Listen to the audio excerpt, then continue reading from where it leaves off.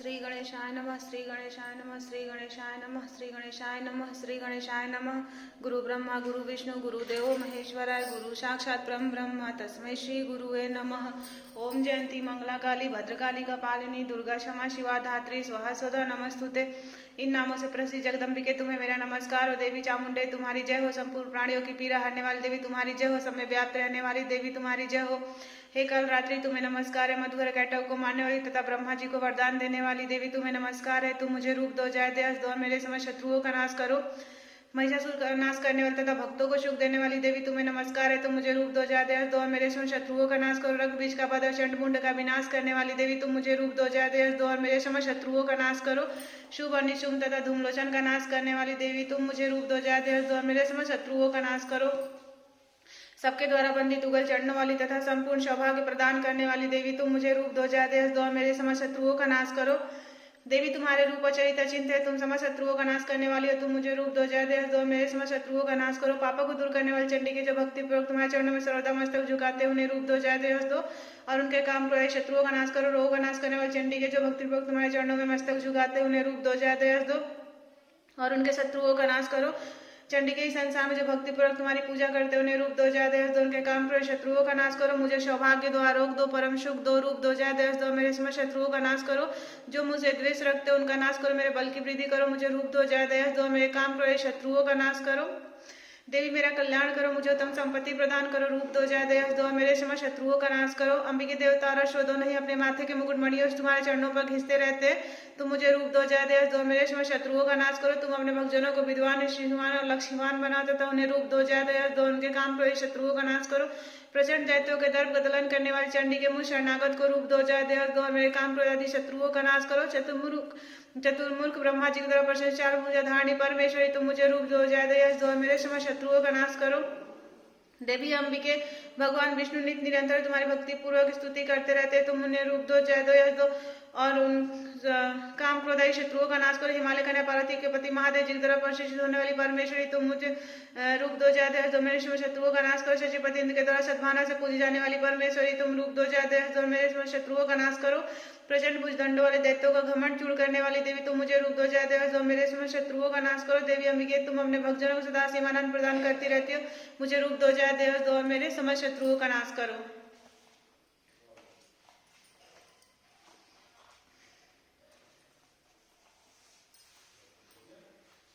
ऋषि कहते तदंतर शुंभ की आज्ञा पकड़ चंड मुंड आदि चतुर्गिरी सेना साथ ससुर हो चल दिए। फिर गिरिराज हिमालय के स्वर्ण में ऊंचे शिखर पहुंचकर उन्होंने सिंह पर बैठी हुई देवी को देखा और मन मन मुस्कुरा रही थी। उन्हें देखकर दैत्य लोग तत्परता से पकड़ने का उद्योग करने लगे। किसी ने धनुष तान लिया, किसी ने तलवार संभाली। कुछ लोग देवी के पास आकर खड़े हो गए। तब अंबिका ने उन शत्रुओं के प्रति बड़ा क्रोध किया। उस समय क्रोध के कारण उनका मुख काला पड़ गया, लाट में भौवें टेढ़ी हो गई। वहां तुरंत विकराल मुखी काली प्रकट हुई जो तलवार और पास लिए हुए थे। विचित्र खड़वांग धारण के चीते के चर्म की साड़ी पहनकर मुंडों की माला से सुशोभित थी। उनके शरीर का मांस सूख गया था, केवल हड्डियां का ढांचा था जिससे अत्यंत भयानक जान पड़ती थी। उनका मुख बहुत विशाल था, जीभ लगने के कारण और भी डरावनी प्रतीत होती थी। उनकी आंखें भीतर की ओर धंसी हुई और कुछ लाल थी। अपनी भयानक गर्जना संपूर्ण दिशाओं को गुजार रही थी। बड़े बड़े दैत्यों का वध करती हुई देख कालिका देवी बड़े वेग से दैत्यों की सेना पर टूट पड़ी और उन सबका भक्षण करने लगी। वे 5 वर्षों को अंकुशधारी महावतों युधाओं तथा घंटा सहित कितने ही हाथियों को एक ही हाथ में पकड़कर मुंह में डाल लेती थी। इसी प्रकार घोड़े, रथ और सारथी के साथ रथी सैनिकों को मुंह में डालकर उन्हें बड़े भयानक रूप से चबा डालती थी। किसी के बाल पकड़ लेती, किसी का गला दबा देती, किसी को पैरों से कुचल डालती और किसी को छाती के धक्के से गिराकर मार डालती थी। वे अस्त्रों के छोड़े हुए बड़े बड़े शस्त्र मुंह में पकड़ लेती और रोष में भरकर उनको दांतों से पीस डालती थी। काली ने बलवान दुरात्मा दैत्यों की सारी सेना रौंद डाली, खा डाली और कितनों को मार भगाया। कोई तलवार के घाट उतारे गए, कोई खड़वांग से पीटे गए, तो कितने ही असुर दांतों के अग्रभाग से कुचले जाकर मृत्यु को प्राप्त हुए। इस प्रकार देवी ने अश्वों की सारी सेना को क्षण भर में मार गिराया। देख चंडून अत्यंत भयानक काली देवी की ओर दौड़ा तथा महादेव मुंड भी अत्यंत भयानक बाणों की वर्षा से तथा हजारों बार चला हुए चक्रों से भयानक नेत्र वाली देवी को आच्छादित कर दिया। वे अनेकों चक्र देवी के मुख में समाते हुए ऐसे जान पड़ते थे मानो सूर्य के बहुतेरे मंडल बादलों के उदर में प्रवेश कर रहे हो। तब भयानक गर्जना करने वाली काली ने अत्यंत रोष में भरकर विकट अट्टहास किया। उस समय उनके विकराल बदन के भीतर कठिनता से देखे जा सकने वाले दांतों की प्रभा से वे अत्यंत उज्ज्वल दिखाई देती थी। देवी ने बहुत बड़ी तलवार हाथ में ले हम का उच्चारण कर चंड पर धावा किया। उसके केस पकड़कर उसी तलवार से उसका मस्तक काट डाला। चंड को मारा गया। देख मुंड भी देवी की ओर दौड़ा, तब देवी ने रोष में भरकर उसे भी तलवार से घायल करके धरती पर सुला दिया। महाप्रकर्मी चंड और मुंड को मारा गया। देख मरने से बची बाकी सेना भय से व्याकुल चारों ओर भाग गई। तदंतर काली ने चंड और मुंड का मस्तक हाथ में ले चंडिका के पास जाकर प्रचंड अट्टहास करते हुए कहा, देवी मैं चंड और मुंड नामक इन दो महापशुओं को तुम्हें भेंट किया है। अब युद्ध में तुम शुभ निशुम का स्वयं ही वध करना। ऋषि कहते वहां लाए उन चंड मुंड नामक महादैत्य को देगा कल्याणमयी। चंडी ने काली से मधुर वाणी में कहा, देवी तुम चंड और मुंड को लेकर मेरे पास आई, इसीलिए संसार में चामुंडा के नाम से तुम्हारी ख्याति होगी। 8वां अध्याय। ऋषि कहते हैं चंड और मुंड नामक दैत्यों के मारे जाने पर बहुत सी सेना का संहार हो जाने पर दैत्यों के राजा प्रतापी शुभ के मन में बड़ा क्रोध हुआ। उसने दैत्यों की संपूर्ण सेना को युद्ध के लिए कूच करने की आज्ञा दी। वह बोला, आज उदायज नाम के 86 दैत्य सेनापति अपनी सेनाओं के साथ युद्ध के लिए प्रस्थान करे। कंबू नाम वाले दैत्यों के 84 सेना नायक अपनी वाहिनियों से घिरे हुए यात्रा करे। 50 कोटि वीर कुल के और 100 धूम कुल के असुर सेनापति मेरी आज्ञा सेना सहित कूच करे। कालक दोहर्द मौर और काल के असुर भी युद्ध के लिए तैयार हो, मेरी आज्ञा तुरंत प्रस्थान करे। भयंकर शासन करने वाला असुर अशुभ इस प्रकार गए शस्त्रों बड़ी बड़ी सेनाओं के साथ युद्ध के लिए प्रस्थित हुआ। उसकी अत्यंत भयानक सेना आती देख चंडिका ने अपने धनुष के टंकार से पृथ्वी और आकाश के बीच का भाग बुझा दिया। राजन तदंतर देवी के सिंह ने बड़े जोर जोर से दहाड़ना आरंभ किया। फिर अंबिका ने घंटे के सबसे उस ध्वनि को और भी बढ़ा दिया। धनुष की टंकार, सिंह की दहाड़ और घंटे की ध्वनि संपूर्ण दिशाएं गूंज उठी। उस भयानक शब्द से काली ने अपने विकराल मुख को और भी बढ़ा लिया। इस प्रकार वे विजयी हुई। उस तुमुलनाद को सुनकर दैत्यों की सेनाओं ने आके चारों ओर से चंडिका देवी, सिंह तथा काली देवी को क्रोधपूर्वक घेर लिया। राजन इसी बीच में अश्वों के विनाश और देवताओं के अभिधन के लिए ब्रह्मा, शिव, कार्तिकेय, विष्णु तथा इंद्र आदि देवों की शक्तियां जो अत्यंत पराक्रम और बल से संपन्न थी, उनके शरीर से निकलकर उन्हीं के रूप में चंडिका देवी के पास गई। जिस देवता का जैसा रूप, जैसा वेशभूषा, जैसा वाहन, ठीक वैसे ही साधनों से संपन्न हो उसकी शक्ति असुरों से युद्ध करने के लिए वहां आई। सबसे पहले हंसयुग विमान पर बैठी हुए अक्षशूद्र और कमंडलू से सुशोभित ब्रह्मा जी की शक्ति उपस्थित हुई, जिसे ब्रह्माणी कहते हैं। महादेव जी की शक्ति वृषभ पर और हाथ में श्रेष्ठ त्रिशूल धारण किए, महानाग का कंकण पहने, मस्तक में चंद्ररेखा से भूषित वहां पहुंची।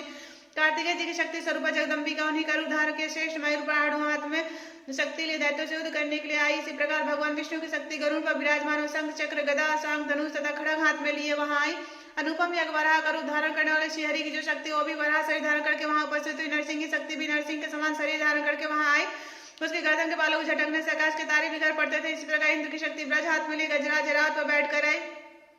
उसके भी सहस्त्र नेत्र थे, इंद्र का जैसा रूप वैसा भी उसका भी था। तदंतर देव शक्तियों से घिरे महादेव जी ने चंडिका से कहा, मेरी प्रसन्नता के लिए तुम शीघ्र ही अश्वों का संहार करो।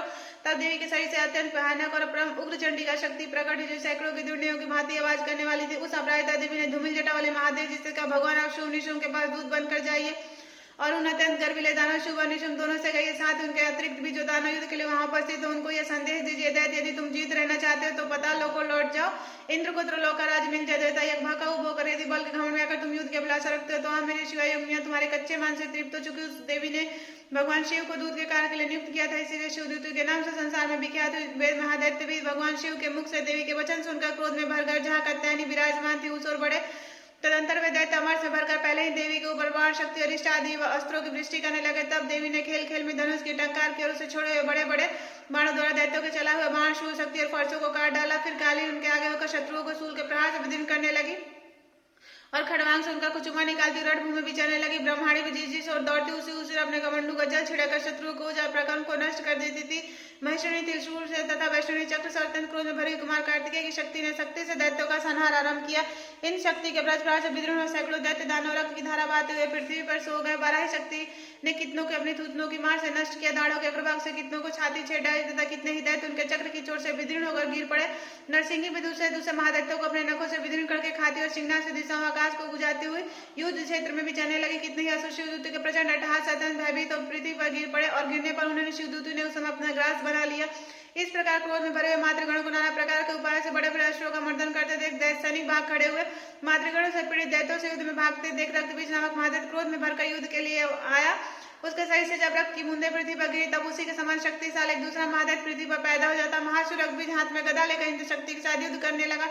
तब इंद्र ने अपने ब्रश से रक्तबीज को मारा। ब्रश से घायल होने पर उसके शरीर से बहुत सा रक्त चूने लगा। उसके समान रूप तथा पराक्रम वाले योद्धा उत्पन्न होने लगे। उसके शरीर से रक्त की जितनी बूंदे गिरी उतने पुरुष उत्पन्न हो गए। सभी रक्तबीज के समान ही वीरवान, बलवान तथा पराक्रमी थे। वे रक्त से उत्पन्न होने वाले पुरुष भी अत्यंत भयानक शस्त्रों का प्रहार करते हुए वहां मात्र गुणों के साथ घोर युद्ध करने लगे। पुनः ब्रज के प्रहार से जब उनका मस्तक घायल हुआ तब रक्त बहने लगा। उसे हजारों पुरुष उत्पन्न हो गए। वैष्णवी ने युद्ध में रक्तबीज पर चक्र का प्रहार किया तथा इंद्री ने उन सेनापति को गदा से चोट पहुंचाई। वैष्णवी के चक्र से घायल होने पर उसके शरीर से जो रक्त बहा उसे भी उसी के बराबर आकार वाले शस्त्रों महादैत्य प्रकट हुए। उनके द्वारा संपूर्ण जगत व्याप्त हो गया। कौमार ने शक्ति से, वराय ने खड़ग से और महेश्वर ने त्रिशूल से महादत्त रक्तबीज को घायल किया। क्रोध में भरे उस महादत्त रक्तबीज ने भी गदा से सभी मात्र शक्ति पर पृथक पृथक प्रहार के शक्ति और शूल आदि के अनेक बार घायल होने पर उसके शरीर से रक्त की धारा पृथ्वी पर गिरने लगी। उसी से उससे भी निश्चय ही सैकड़ों असुर उत्पन्न हुए। इस प्रकार उस महादत्त को रक्त से प्रकट हुआ शोध और संपूर्ण जगत व्याप्त हो गया। इससे उन देवताओं को बड़ा भय हुआ। देवताओं को उदास देखा चंडिका ने काली से शीघ्रता पूर्वक कहा, चामुंडे तुम अपना मुख और भी फैलाओ तथा मेरे शस्त्रपात से गिरने वाले रक्त बिंदु को और उनसे उत्पन्न होने वाले महादत्त को तुम अपने इस उतावले मुंह में खा जाओ। इस प्रकार से उत्पन्न होने वाले महादत्त का भक्षण करते हुए तुम रण में विचरती रहो। ऐसा करने से उस दैत्य का सारा रक्त क्षीण हो जाने पर स्वयं भी नष्ट हो जाएगा। उस भयानक दैत्य को जब तुम खा जाओगी तब दूसरे नए दैत्य उत्पन्न नहीं हो सकेंगे। काली संयोग का चंडिका ने शूल से रक्तबीज को मारा और काली ने अपने मुख में उसका रक्त ले लिया। तब उसने वहां चंडिका पर गदा से प्रहार किया, किंतु उस गदा पास से देवी को तनिक भी वेदना नहीं पहुंचाई। रक्तबीज के घायल शरीर से बहुत सा रक्त गिरा, किंतु जो ही वह गिरा तो ही चामुंडा ने उसे अपने मुख में ले लिया। रक्त गिरने से काली के मुख में जो महादैत्य असुर उत्पन्न हुए उन्हें भी वचट कर गई और उसे रक्तबीज का रक्त भी पी लिया था। देवी ने रक्तबीज को जिसका रक्त चामुंडा ने पी लिया था ब्रजबाण खड़ग तथा निष्ठ आदि से मार डाला। राजन इस प्रकार शस्त्रों के समुदाय से हाथ रक्तहीन हुआ महादैत्य रक्तबीज पृथ्वी पर गिर पड़ा। नरेश्वर से देवताओं को अनुपम हर्ष की प्राप्ति हुई और मातृगण नरेश्वर के रक्तपान से मत से उदस होकर नृत्य करने लगा। नवम अध्याय। राजा ने कहा, भगवान आपने रक्तबीज के पास से संबंध रखने वाले देवी चरित्र का अद्भुत महात्मा मुझे बतलाया है। अब रक्तबीज के मारे जाने पाते क्रोध में भरे हुए शुभ और निशुभ ने जो कर्म किया उसे मैं सुनना चाहता हूँ। ऋषि कहते हैं, राजन युद्ध में रक्तबीज तथा दैत्यों के मारे जाने पर शुभ और निशुभ के क्रोध की सीमा न रही। अपनी विशाल सेना इस प्रकार मारी जाती देख निशुभ अमर्ष में भरकर देवी की ओर दौड़ा। उसके साथ असुरों की प्रधान सेना थी। उसके आगे पीछे तथा पार्श्व भाग में बड़े बड़े असुर थे जो क्रोध से ओट चबाते हुए दैत्यों की सेना में कूद पड़े। महाप्रकर्मी शुंभ भी अपनी सेना के साथ मातृगणों से युद्ध के लिए करके क्रोधवश चंडिका को मारने के लिए आ पहुंचा। तब देवी के साथ शुभ और निशुंभ का घोर संग्राम छिड़ गया। वे दोनों दैत्य मेघों की भांति बाणों की भयानक वृष्टि कर रहे थे। उन दोनों के चलाए हुए बाणों को चंडिका ने अपने बाणों से समूह तुरंत काट डाला और शस्त्रों समूह की वर्षा करके उन दोनों दैत्यपतियों को अंगों में भी चोट पहुंचाई। निशुंभ ने तीखी तलवार चमकती हुई ढाल लेकर देवी के श्रेष्ठ वाहन सिंह के मस्तक पर प्रहार किया। अपने वाहन को चोट पहुंचाने पर देवी ने छुरप नामक बाण से निशुंभ की श्रेष्ठ तलवार तुरंत ही काट डाली और उसकी ढाल को जिसमें 8 चांद जड़े थे खंड खंड कर दिया। ढाल और तलवार के कट जाने पर उस असुर ने शक्ति चलाई, किंतु सामने आने पर देवी ने चक्र से उसे भी 2 टुकड़े कर दिए। अब तो निशुंभ क्रोध में जल उठा। उसने दानों ने देवी को मारने के लिए शूल उठाए, किंतु देवी ने समीप आने पर उसे मुक्के से मारकर चूर्ण कर दिया। तब उसने गदा घुमाकर चंडी के ऊपर चलाई, परंतु वह भी देवी के त्रिशूल से कटकर भस्म हो गई। तदंतर दैत्यराज निशुंभ पर हाथ में लेकर आते देख देवी ने बाण समूह से घायल करके धरती पर सुला दिया। उस भयानक महाप्रकर्मी भाई निशुंभ के धराशायी हो जाने पर शुंभ को बड़ा क्रोध हुआ। उस अंबिका को वध करने के लिए वह आगे बढ़ा। रथ पर बैठे बैठे उत्तम आयुध सुशोभित अपनी बड़ी बड़ी 8 अनुपम भुजाओं समूचे आकाश को ढककर वह अद्भुत शोभा पाने लगा। उसने आते देख देवी ने शंख बजाया और धनुष की प्रत्यंचा का वेतन दूसरा शब्द किया। साथ ही अपने घंटे के सबसे जो समझदार सैनिकों का तेज नष्ट करने वाला था संपूर्ण दिशाओं को व्याप्त कर दिया। तदंतर सिंह ने अपनी धार से जिसे सुनकर बड़े बड़े गजराजों को महान मत दूर हो जाता था आकाश पृथ्वी और 10 दिशाओं को बुझा दिया। फिर काली ने आकाश में उछलकर अपने दोनों हाथ से पृथ्वी पर आघात किया। उसे ऐसा भयानक शब्द हुआ जिससे पहले के सभी शब्द शांत हो गए। तत्पश्चात श्री दूत ने दैत्यों के लिए मंगलजनक अट्टहास किया। इन शब्दों को सुनकर समस्त असुर थर्रा उठे, किंतु शुंभ को बड़ा क्रोध हुआ। उस समय देवी ने जब शुंभ को लक्ष्य करके कहा, ओ दुरात्मा खड़ा रहे, तभी आकाश में खड़े हुए देवता बोल उठे, जय हो जय हो। शुंभ ने वहां का ज्वलन से अत्यंत भयानक शक्ति चलाई। अग्नि में पर्वत समान आती हुई शक्ति को देवी ने बड़े भारी लुक से दूर हटा दिया। उस समय शुंभ के सिंहनाद से तीनों लोग गूंज उठे। राजन उसकी प्रतिध्वनि से ब्रजपात के समान भयानक शब्द हुआ। इस अन्य शब्दों को जीत लिया। शुंभ के चलाए हुए बाणों को देवी के चलाए हुए बाणों को शुंभ ने अपने भयानक बाणों द्वारा सैकड़ों हजारों टुकड़े कर दिए। तब क्रोध में भरी चंडिका ने शुंभ को शूल से मारा। उसके आधा से मूर्छित होकर पृथ्वी पर गिर पड़ा।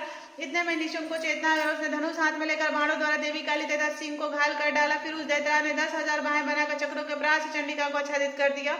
तब दुर्गम पीड़ा नाश करने वाली भगवती दुर्गा ने कुपित होकर अपने बाणों से उन चक्रों तथा बाणों को काट गिरा। यह देख निशुंभ दैत्य सेना के साथ चंडिका का वध करने के लिए हाथ में गदा ले बड़े वेग से दौड़ा। उसके हाथ ही चंडिका ने तीखी धार वाली तलवार से उसकी गदा को शीघ्र ही काट डाला। तब उसने सूल हाथ में ले लिया। देवताओं को पीड़ा देने वाला निशुंभ को सूल हाथ में ले आते देख चंडिका ने वेग से चला हुआ अपने सूल से उसकी छाती छेड़ डाली। सूल से विदीर्ण हो जाने पर उसके छाती से एक दूसरा महाबली महाप्रकर्मी पुरुष खड़ी रह कहता हुआ निकला। उस पुरुष की बात सुनकर देवी ठठाकर हंस पड़ी और खड़ग से उन्होंने उसका मस्तक काट डाला। फिर तो वह पृथ्वी पर गिर पड़ा। तदंतर सिंह अपनी दाढ़ों से असुरों की गर्दन कुचलकर खाने लगा। बड़ा भयानक दृश्य था। उधर काली तथा शिवदूत ने अन्य दैत्यों का भक्षण आरंभ किया। कौमारिक शक्ति से विदीर्ण होकर कितने ही महादैत्य नष्ट हो गए। ब्रह्मांड के मंत्रपुरी जल से निश्चय होगा कितने ही भाग खड़े हो। कितने ही दैत्य महेश्वर के त्रिशूल से छिन्न हो धराशायी हो गए। बराई के तुदनों के आदत से कितनों को पृथ्वी पर कुचुमर निकल गया। वैष्णव ने अपने चक्र से दानों के टुकड़े टुकड़े कर डाले। इंद्र के हाथ छूटे। ब्रज से भी कितने प्राणों से हाथ धो बैठे। कुछ असुर नष्ट हो गए, कुछ उस मायु से भागे था। कितने ही काली शिवदूत तथा सिंह के ग्रास बन गए। 10वां अध्याय। ऋषि कहते, राजा अपने प्राणों के समान प्यारे भाई निशुम्भ को मारा गया देखता था सारी सेना सना होता जान शुम्भ ने कुपित होकर कहा, दुष्ट दुर्गे, तू बल के अभिमान में आकर झूठ मूठ का घमंड न दिखा, तू बड़ी मानी बनी हुई है किंतु दूसरी स्त्रियों का बल का सहारा लेकर लड़ती है। देवी बोली, वो दुष्ट मैं अकेली हुई, संसार में मेरे सिवा दूसरी कौन है? देखिए मेरी ही विभूतियां तब मुझ में ही प्रवेश कर रही है। तदंतर ब्रह्माणी आदि समझ देवी अंबिका देवी के शरीर में लीन हो गई। उस समय केवल अंबिका देवी ही रह गई। देवी बोली, मैं अपनी सर्वशक्ति से अनेक रूपों में यहाँ उपस्थित हुई थी, उन सब रूपों को मैंने समेट लिया, अब अकेली ही युद्ध में खड़ी, तू भी स्थिर हो जा। ऋषि कहते हैं, तदंतर देवी और शुभ ने दोनों में सब देवताओं तथा दानव को देखते देखते भयानक युद्ध छिड़ गया। वाणों की वर्षा, तीखे शस्त्र और दानव अस्त्रों के प्रार कर्म दोनों का युद्ध सब लोग के लिए बड़ा भयानक प्रतीत हुआ। उस समय अंबिका देवी ने जो सैकड़ों दिव्य अस्त्र छोड़े, उन्हें दैतराज शुभ ने उनके निवारक अस्त्रों द्वारा काट डाला। इसी प्रकार शुभ ने भी जो दिव्य अस्त्र चला, उन्हें परमेश्वर ने भयानक ओंकार शब्द के उच्चारण आदि द्वारा खिलवाड़ में ही नष्ट कर डाला। तब उस असुर ने सैकड़ों बाणों से देवी को आच्छादित कर दिया। यह देख क्रोध में भरी उन देवी ने भी बाण मारकर उसका धनुष काट डाला।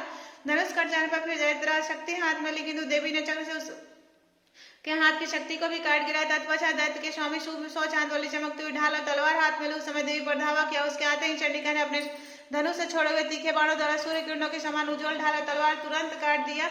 फिर उस दैत्य के घोड़े और सारथी मारे गए। धनुष तो पहले ही कट चुका था। अब उसने अंबिका देवी को मारने के लिए उदा तो भयानक मुदगर हाथ में लिया। उसे आते देख देवी ने अपने तीक्ष्ण बाण से उसका मुदगर भी काट डाला। इस पर भी वह असुर मुक्का था, उनका बड़े वेग से देवी को झपटा। उस दैतराज ने देवी की छाती में मुक्का मारा। तब उस देवी ने भी उसकी छाती में चांटा जड़ दिया। देवी का थप्पड़ खाकर दैतराज शुभ पृथ्वी पर गिर पड़ा, किंतु पुनः सहसा पूर्वक उठकर खड़ा हो गया। फिर वह उछला देवी के ऊपर ले जाकर आकाश में खड़ा हो गया। तब चंडिका ने आकाश में बिना किसी आधार के शुभ के साथ युद्ध करने लगी। उस समय दैत्य और चंडिका आकाश में एक दूसरे से लड़ने लगे। उनका वह युद्ध पहले सिद्ध मुनियों को भी इसमें में डालने वाला हुआ। फिर अंबिका ने शुभ के साथ बहुत देर तक युद्ध करने के पश्चात उसे उठाकर घुमाया, पृथ्वी पर पटक दिया। पटके जाने पर पृथ्वी पाने के बाद दुष्ट आत्मा दैत्य पुनः चंडिका का वध करने के लिए उनकी ओर बड़े वेग से दौड़ा। तब समस्त दैत्यों के राजा शुंभ को अपनी ओर आते देख देवी त्रिशूल से उसकी छाती छेद कर उसे पृथ्वी पर गिरा दिया। देवी के शूल के धार से घायल पर उसके प्राण पर उड़ गए। वह समुद्रों, द्वीपों तथा पर्वतों सहित समूची पृथ्वी को कांपाता हुआ भूमि पर गिर पड़ा। तदंतर उस दुरात्मा के मार जाने पर संपूर्ण जगत प्रसन्न पूर्ण स्वस्थ हो गया। आकाश स्वच्छ दिखाई देने लगा। पहले जो उत्पात सूचक मेघ और उल्कापात होते थे वो सब शांत हो गए तथा उस दैत्य के मार जाने पर नदियां भी ठीक मार्ग से बहने लगी। उस समय शुंभ की मृत्यु के बाद संपूर्ण देवताओं का हृदय हर्ष से भर गया। गंधर्वगण मधुर गीत गाने लगे, दूसरे गंधर्व बाजे बजाने लगे, अप्सराएं नाचने लगी, पवित्र वायु बहने लगी, सूर्य की प्रभा उत्तम हो गई, अग्निशाला की बुझी हुई आग अपने आप प्रज्वलित उठी तथा संपूर्ण दिशाओं के भयानक शब्द शांत हो गए। 11वां अध्याय। ऋषि कहते हैं, देवी के द्वारा हमारे पति शुंभ के मारे जाने पर इंद्र आदि देवता अग्नि को आकर के उस कात्यायनी देवी की स्तुति करने लगे। उस समय विष की प्राप्ति से उनके मुख कमल दमक उठे थे और उनके आकाश से प्रकाश दिशाएं भी जगमगा उठी थी। देवता बोले, शरणागतों की पीड़ा दूर करने वाली देवी हम पर प्रसन्न हो, संपूर्ण जगत की माता प्रसन्न हो, विश्वेश्वरी विश्व की रक्षा करो। देवी तुम ही चराचर जगत की अधीश्वरी हो, तुम ही जगत का एकमात्र आधार हो, क्योंकि पृथ्वी रूप में तुम्हारी स्थिति है। देवी तुम्हारा पराक्रम अनंदनीय है, तुम ही जल रूप में स्थित होकर संपूर्ण जगत को तृप्त करती हो। तुम अनंत बल संपन्न वैष्णवी शक्ति हो, इस विश्व की कारण भूता परम है। देवी तुमने इस समस्त जगत को मोहित कर रखा है, तुम्हें प्रसन्न होने पर पृथ्वी पर मोक्ष की प्राप्ति कराती हो। देवी संपूर्ण विद्या तुम्हारे भिन्न भिन्न स्वरूप है, जितने भी सुंदर स्त्रियां हैं सब तुम्हारी मूर्तियां। जगदम्बा एकमात्र तुमने इस विश्व को व्याप्त कर रखा है, तुम्हारी स्तुति की हो सकती है। तुम तो स्तवन करने पदार्थ से परे एवं पराबाड़ी हो, तब तुम सर्वस्वरूपा देवी स्वर्ग तथा मोक्ष प्रदान करने वाली हो, तब इसी रूप में तुम्हारी स्थिति हो गई। तुम्हारी स्तुति के लिए इससे अच्छी उक्ति और क्या हो सकती है। बुद्धि रूप से सब लोग के हृदय में विराजमान रहने वाली तथा स्वर्ग है मोक्ष प्रदान करने वाली नारायणी देवी तुम्हें नमस्कार है। काला काष्ठ आदि के रूप में क्रमशः परिणाम अवस्था परिवर्तन की ओर ले जाने वाली तथा विश्व का उपसंहार करने में समर्थ नारायणी देवी तुम्हें नमस्कार है। नारायण तुम सब प्रकार का मंगल प्रदान करने वाली मंगलमयी हो, कल्याणदायी शिवा हो, सब पुरुषार्थों को सिद्ध करने वाली शरणागत वत्सला तीन नेत्रों वाली गौरी हो, तुम्हें नमस्कार है। तुम सृष्टि पालन और संहार की शक्ति भूता स्नाति देवी देवी गुणों का आधार तथा सर्व गुणमयी हो, नारायणी तुम्हें नमस्कार है। शरण में आए हुए दीनों पीड़ितों की रक्षा में संलग्न रहने वाले तथा सबकी पीड़ा दूर करने वाले नारायणी तुम्हें नमस्कार। नारायण तुम ब्रह्माणी का रूप धारण करके हंसों से जुटे हुए विमान पर बैठते हो तथा कुछ मिश्रित जल छिड़कती रहती हो, देवी तुम्हें नमस्कार है। महेश्वरी रूपे त्रिशूल चंद्रमा और सर्प को धारण करने वाली तथा महान वृषभ की पीठ पर बैठने वाली नारायणी देवी तुम्हें नमस्कार है। मोर और मुर्गों से घिरे रहने वाली तथा मां शक्ति धारण करने वाली कौमार रूप धारण निष्पाप नारायणी तुम्हें नमस्कार है। शंख चक्र गदा और शंख धनुष उत्तम आयुधों को धारण करने वाली वैष्णवी शक्ति रूपा नारायणी तुम प्रसन्न हो, तुम्हें नमस्कार है।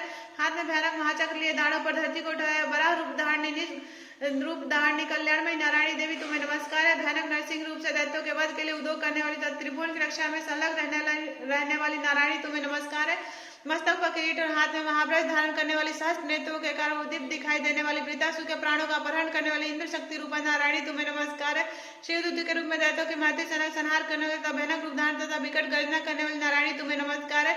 दाढ़ों कारण विकराल मुख वाली मुंड वाला सभी सुविध मुंड मर्दनी चामुंडा रूप नारायणी तुम्हें नमस्कार है। लक्ष्मी लज्जा महाविद्या श्रद्धा पुष्टि स्वाहा ध्रुवा महारात्रि तथा महाविदा रूप नारायणी तुम्हें नमस्कार है।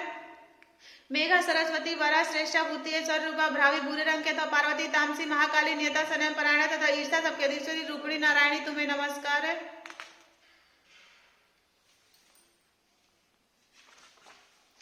सर स्वरूपा सर्वेश्वरी तथा सब प्रकार की शक्तियों से संपन्न दिव्य स्वरूपा दुर्गे देवी सब भय समय रक्षा करो तुम्हें नमस्कार है। कत्यानी या तीन लोचनों से विश्व भी तुम्हारा सम्मुख सब प्रकार के भय समय रक्षा करे तुम्हें नमस्कार है। भद्रकाली ज्वालाओं का विकराल प्रतीत होने वाला अत्यंत भयानक और समस्त शस्त्रों का संहार करने वाला तुम्हारा त्रिशूल भय से हमें बचाए तुम्हें नमस्कार। देवी जो अपनी ध्वनि संपूर्ण जगत को व्याप्त करके दैत्यों के तेज नष्ट किए देता हुआ तुम्हारा घंटा हम लोग के पापों से उसी प्रकार रक्षा कर जैसे माता अपने पुत्रों के बुरे कर्मों से रक्षा करती है।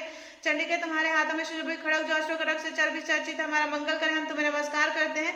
देवी तुम प्रसन्न होने पर सब रोग को नष्ट कर देती हो, कुपित होने पर मनवांछित सभी कामनाओं का नाश कर देती हो। जो लोग तुम्हारी शरण में जा चुके उन पर विपत्ति तो आती ही नहीं है। तुम्हारी शरण में गए हुए मनुष्य दूसरों को शरण देने वाले हो जाते हैं। देवी अम्बिके तुमने अपने स्वरूप को अनेक भागों में विभक्त करके नाना प्रकार के रूपों से ही समय जो इन धर्म दो महादेवों का संहार किया है वह दूसरी कौन कर सकती थी। विधाओं में ज्ञान को प्रकाशित करने वाले शास्त्रों तथा आदि वाक्यों वेदों में तुम्हारे स्वर किसका वर्णन था। तुमको छोड़कर कौन सी ऐसी शक्ति जो इस विश्व को अज्ञान में अंधकार से परिपूर्ण ममता रूपी गड्ढे में निरंतर भटका रही हो। जहाँ राक्षस, जहाँ भयानक विष वाले सर्प, जहाँ शत्रु, जहाँ लुटेरों की सेना, जहाँ दवानलों तथा वहाँ समुद्र के बीच में साथ रहकर भी तुम विश्व की रक्षा करती है। विश्वश्री तुम विश्व का पालन करती है। विश्व रूपा है इसीलिए विश्व संपूर्ण विश्व को धारण करती है। तुम भगवान विश्वनाथ की बंदनी है। जो लोग भक्ति पूर्वक तुम्हारे सामने मस्तक झुकाते हैं संपूर्ण विश्व को आश्रय देने वाले होते हैं। देवी प्रसन्न हो जैसे ही समय अश्वों का वध करके तुम शीघ्र हमारी रक्षा के उसी प्रकार से हमें शत्रुओं को भय से बचाओ। संपूर्ण जगत का पाप नष्ट कर दो और उत्पात में पापों के फलस्वरूप प्राप्त होने वाले महामारी आदि बड़े बड़े उपद्रव को शीघ्र दूर कर दो। विश्व की पीड़ा दूर करने वाली देवी हम तुम्हारे चरणों में पड़े हुए हैं। हम पर प्रसन्न हो। त्रिलोक निवासनीय पूजनीय परमेश्वरी सब लोगों को वरदान दो। देवी बोली देवता मैं वर देने को तैयार हूँ। तुम्हारे मन में जिसकी इच्छा हो वर मांग लो। संसार के लिए उस उपकार वर को मैं अवश्य दूंगी। देवता बोले सर्वेश्वरी तुम इसी प्रकार तीनों लोगों की समस्त बाधाओं को शांत करो। हमारे शत्रु का नाश करती रहो। देवी बोली देवता वर्ष मंत्र के 28वें युग में शुभ अनुशुभ नाम के दोनों महादेव उत्पन्न होंगे। तब मैं नंदगोप के घर में उनकी पत्नी यशोदा गर्भ से अतीर्ण विंध्याचल में जाकर दोनों अश्वों का नाश करूंगी। फिर अत्यंत भयानक रूप से पृथ्वी पाताल में व्यापरिचित नामक दानवों का ही वध करूंगी। उस भयानक महादेव का भक्षण करते समय मेरे दांत अनार के फूल की भांति लाल हो जाएंगे। तब स्वर्ग में देवता और नरक लोक में मनुष्य सदा मेरी स्तुति करते मुझे रक्त दंतिका कहेंगे। फिर जब पृथ्वी पर 100 वर्षों के लिए वर्षा रुक जाएगी और पानी का अभाव हो जाएगा उस समय मुनियों का स्तवन करने पर मैं पृथ्वी पर निज रूप से प्रकट होंगे और 100 नेत्रों से मुनियों को देखूंगी। अतः मनुष्य ताची इस नाम से मेरा कीर्तन करेंगे। देवता उस समय मैं अपने शरीर से उत्पन्न हुए शाखों द्वारा समस्त संसार का भरण पोषण करूंगी। जब तक वर्षा नहीं होगी तब तक वे शाख ही सबके प्राणों की रक्षा करेंगे। ऐसा करने के कारण पृथ्वी पर शाकंभरी के नाम से मेरी ख्याति होगी। इस अवतार में जब दुर्गम नामक महादैत्य का भी वध करूंगी। इससे मेरा नाम दुर्गा देवी के रूप में प्रसिद्ध होगा। फिर मैं जब भीम रूप धारण करके मुनियों की रक्षा के लिए हिमालय पर रहने वाले राक्षसों का भक्षण करूंगी उस समय सब मुनि भक्ति से नतमस्तक होकर मेरी स्तुति करेंगे। तब मेरा नाम भीमा देवी के रूप में विख्यात होगा। जब अरुण नामक दैत्य तीनों लोगों में भारी उपद्रव मचाएगा तब मैं तीनों लोगों का हित करने के लिए 6 पैरों वाले संघ भ्रामरों के रूप धारण करके उस महादैत्य का भी वध करूंगी। उस समय सब लोग भ्रामरी के नाम से चारों ओर मेरी स्तुति करेंगे। इस प्रकार जब जब संसार में दानवी बाधा उपस्थित होगी तब अवतार लेकर मैं शत्रुओं का संहार करूंगी। 12वां अध्याय।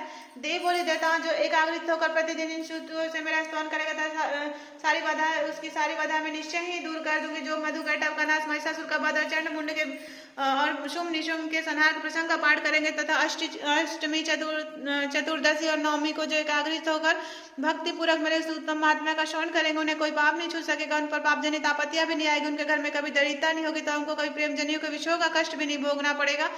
इतना ही नहीं उन्हें शत्रु से, लुटेरों से, राजा से, शस्त्र से, अग्नि से तथा जल की राशि में भी कहीं भय नहीं होगा, नहीं होगा। इसलिए सबको एकाग्रित होकर भक्ति पूर्वक मेरे इस महात्म्य को सदा पढ़ना और सुनना चाहिए। परम कल्याणकारक है मेरा महात्म्य। महामारी जनित समस्त उपद्रव तथा आध्यात्मिक आदि तीनों प्रकार के उत्पातों को शांत करने वाला है। मेरे जिस मंदिर में प्रतिदिन विधि पूर्वक मेरे इस महात्म्य का पाठ किया जाता है तथा उस स्थान को मैं कभी नहीं छोड़ती, वहां सदा ही मेरा सन्निधान बना रहता है। बलिदान, पूजा, होम या महोत्सव का अवसर पर जो मेरे इस चरित्र का पूरा पूरा पाठ और श्रवण करना चाहिए। ऐसा करने से मनुष्य विधि को जानकर बिना जाने मेरे लिए जो बलि, पूजा या होम आदि करेगा उसे मैं बड़ी प्रसन्नता के साथ ग्रहण करूंगी। शरदकाल में जो वार्षिक महापूजा की जाती है उस अवसर पर जो मेरे चरित्र और इस महात्म्य को भक्तिपूर्वक सुनेगा वह मनुष्य मेरे प्रसाद सब बाधाओं से मुक्त तथा धन दान पुत्रों से संपन्न होगा। इसमें तनिक भी संदेह नहीं है। मेरे इस महात्म्य मेरे प्रादुर्भाव की सुंदर कथाएं युद्ध में किए मेरे पराक्रम सुनने से मनुष्य निर्भय हो जाते हैं। मेरे महात्म्य का श्रवण करने वाले पुरुष के शत्रु नष्ट हो जाते हैं। उन्हें कल्याण की प्राप्ति होती है तथा उनका कुल आनंदित रहता है। सरल शांति कर्म में बुरे स्वप्न दिखाई देने पर तथा ग्रह जनित भयानक पीड़ा उपस्थित होने पर मेरा महात्म्य श्रवण करना चाहिए। इससे सब विघ्न तथा भयानक ग्रह पीड़ा शांत हो जाती है और मनुष्यों द्वारा देखा हुआ दुख सब सुख में परिवर्तित हो जाता है। बाल ग्रह, बांधे बालकों के लिए महात्मा शांतिकारक तथा मनुष्यों के संकट में फूट होने पर अच्छी प्रकार मित्रता कराने वाला होता है। यह महात्मा समझ दुराचारियों के बल का नाश करने वाला है। इसके पाठ मास से राक्षसों, भूतों और पिशाचों का नाश हो जाता है। मेरा है सब महात्मा मेरे समीप की प्राप्ति कराने वाला है। पशु, पुष्प, अर्घ, धूप, दीप, गंध आदि से उत्तम सामग्री से पूजन करने से, ब्राह्मणों को भोजन कराने से, होम करने से, प्रतिदिन अभिषेक करने से, नाना प्रकार करने, भोग अर्पण करने से, दान आदि देने से 1 वर्ष तक जो मेरी आराधना की जाती है और उससे मुझे जितनी प्रसन्नता होती है उतनी प्रसन्नता मेरे इस उत्तम चरित्र का एक बार श्रवण करने मात्र से हो जाती है। यह महात्मा श्रवण करने पर पापों को हर लेता है, आरोग्य प्रदान करता है, मेरे प्रादुर्भाव का कीर्तन समस्त भूतों से रक्षा करता है तथा मेरा युद्ध विषय चरित्र दुष्ट दैत्यों को संहार करने वाला है। इसके श्रवण करने से मनुष्यों के शत्रु का भय नहीं होता है। देवता, तुमने मनुष्य ने जो मैं स्तुति की है तथा ब्रह्मा जी ने जो स्तुति की वह सब कल्याण में बुद्धि प्रदान करती है। वन में, सुने मार्ग में अथवा दीवार में, घिर जाने पर, निर्जन स्थान में, व्याघ्र या जंगली हाथी के पीछा करने पर, कुपित राजा कैदर से वध या बंधन के स्थान में ले जाए जाने पर, अथवा महासागर में नाव पर बैठने के बाद भारी तूफान से नाव के डगमग होने पर, अत्यंत भयानक युद्ध में शस्त्रों का प्रहार होने पर, अथवा वेदना से पीड़ित होने की भावना सहित भयानक बाधाओं के उपस्थित होने पर मेरे इस चरित्र का स्मरण करता है, वह मनुष्य संकट से मुक्त हो जाता है। मेरे प्रभाव से सिंह आदि हिंसक जंतु नष्ट हो जाते हैं। लुटेरे और शत्रु भी मेरे चरित्र का स्मरण करने वाले पुरुष से दूर भागते हैं। ऋषि कहते हैं, यूं कहकर प्रचंड प्रकर्म वाली भक्ति चंडी का सब देवताओं को देखते देखते वही अंतर ध्यान हो गए। फिर समझ देवता भी शत्रु के मार जाने पर निर्भय पहले की भांति भाग को उपभोग करते हुए अपने अपने अधिकार का पालन करने लगे। संसार का विध्वंस करने वाले महाभयानक अतुल प्रकर्मी देव शत्रु दशुम तथा महाबली निशुम के युद्ध में देवी द्वारा मारे जाने पर शेष दैत्य पाताल लोक को चले आए। राजन, इसी प्रकार भगवती अंबिका देवी नित्य होती हुई पुनः पुनः प्रकट होती है, जगत की रक्षा करती है, वही इस विश्व को मोहित करती है, वही जगत को जन्म देती है तथा वही प्रार्थना करने पर संतुष्ट और विज्ञान और समृद्धि प्रदान करती है। राजन, महाप्रलय काल के समय महामारी स्वरूप धारण करने वाली वे महाकाली ही समस्त ब्रह्मांड में व्याप्त है। वही समय समय महामारी होती है और वही समय जन्म होते हुए सृष्टि के रूप में प्रकट होती है। वह सनाती देवी समय अनुसार संपूर्ण भूतों की रक्षा करती है। मनुष्य के अभ्युदय के समय वही घर में लक्ष्मी के रूप में स्थित उन्नति प्रदान करती है और वही अभाग समय देवता बनकर विनाश का कारण होती है। पुष्प, धूप और गंध आदि से पूजन करने से, उनकी स्तुति करने से वह धन, पुत्र, धार्मिक बुद्धि तथा उत्तम गति प्रदान करती है। 13वां अध्याय। ऋषि कहते हैं, राजन, इस प्रकार मैंने तुमसे देवी के उत्तम महात्म्य का वर्णन किया है जो इस जगत को धारण करती है। उन देवी का ऐसा ही प्रभाव यही विद्या ज्ञान उत्पन्न करती है। भगवान विष्णु के माया स्वरूप भगवती के द्वारा ही तुम ये वैश्य तथा विवेकी जन मोहित होते हैं, मोहित हुए और आगे भी मोहित होंगे। महाराज, तुम उन्हीं परमेश्वरी के शरण में जाओ। आराधना करने पर मनुष्यों को भोग, स्वर्ग और मोक्ष प्रदान करती है। मार्कंडेय जी कहते हैं, कौशिकी जी मेघा मुनि के वचन सुनकर आज सूरत ने उत्तम व्रत का पालन करने वाले उन महाभाग महर्षि को प्रणाम किया।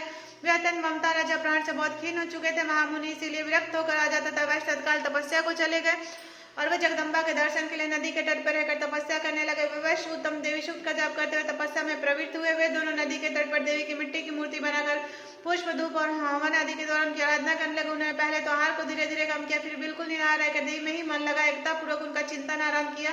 वे दोनों अपने शरीर के रक्त से प्रोषित बलि देते हुए लगातार 3 वर्षों तक संयम पूर्वक आराधना करते रहे। इससे प्रसन्न होकर जगत को धारण करने वाली चंडिका ने प्रत्यक्ष दर्शन देकर कहा, देवी बोली, राजन तथा अपने कुल को आनंदित करने वाले वैश्य, तुम जिस वस्तु की अभिलाषा रखते हो मुझसे मांगो, मैं संतुष्ट होता हूँ, वो तुम्हें सब कुछ दूंगी। मार्कंडेय जी कहते, तब राजा ने दूसरे जन्म में नष्ट न होने वाला राज्य मांगा तथा इस जन्म में भी शत्रु की सेना को बलपूर्वक नष्ट करके पुनः अपना राज्य प्राप्त कर लेने का वरदान मांगा। वैश्य का चीज संसार की ओर से खीन विरक्त हो चुका था, वह बड़े बुद्धिमान था। उस समय उन्होंने तो ममता और अहंता रूपा शक्ति का नाश करने वाला ज्ञान मांगा। देवी बोली, राजन, तुम थोड़े ही दिनों में शत्रुओं को मारकर अपनी राज्य प्राप्त कर लोगे। अब वहां तुम्हारा राज्य स्थिर रहेगा। फिर मृत्यु के पश्चात तुम भगवान विश्ववान सूर्य के अंश से जन्म लेकर इस पृथ्वी पर सौड़िक मनु के नाम से विख्यात होगे। वैश्वर, तुमने भी जिस वर को मुझसे प्राप्त करने की इच्छा की उसे मैं देती हूँ, तुम्हें मोक्ष के लिए ज्ञान प्राप्त होगा। मार्कंडेय जी कहते हैं, इस प्रकार उन दोनों को मनोवांछित वरदान देकर था उनके द्वारा भक्तिपूर्वक अपनी स्तुति सुनकर देवी अंबिका तत्काल अंतर ध्यान हो गई। इस तरह देवी से वरदान पाकर क्षत्रियों में श्रेष्ठ सूरजपुर से जन्म लेकर सारणिक नामक मनु होंगे।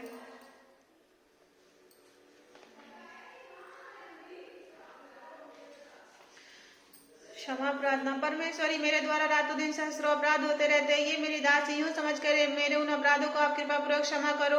परमेश्वरी, मैं वाहन नहीं जानती, विसर्जन करना नहीं जानती तथा पूजन करने का ढंग भी नहीं जानती, क्षमा करो। देवी सुरेश्वरी, मैंने जो मंत्रहीन, क्रियाहीन और भक्तिहीन पूजन किया वह सब आपकी कृपा से पूर्ण हो। सैकड़ों अपराध करके भी जो आपकी शरण में जहाँ जगदम्ब कह के पुकारता उसे वह गति प्राप्त होती है जो ब्रह्मादि आदि देवताओं के लिए भी सुलभ नहीं है। जगदम्बिके, मैं अपराधी हूँ किंतु आपकी शरण में आई हुई समय दया की पात्र हूँ, आप जैसा चाहो वैसा करो। देवी परमेश्वरी, अज्ञान से भूल से तो बुद्धि भ्रांत होने के कारण मैंने जो न्यूनता या अधिकता कर दी वो सब आप क्षमा करो। प्रसन्न हो। सच्चिदानंद स्वरूपा परमेश्वरी, जगत माता कामेश्वरी, आप प्रेम पूर्वक मेरी यह पूजा स्वीकार करो, मुझ पर प्रसन्न हो। देवी सुरेश्वरी, आप गोपनीय से गोपनीय वस्तु की रक्षा करने वाली हो, मेरे निवेदन के इस जप को ग्रहण करो, आपकी कृपा से मुझे सिद्धि प्राप्त हो।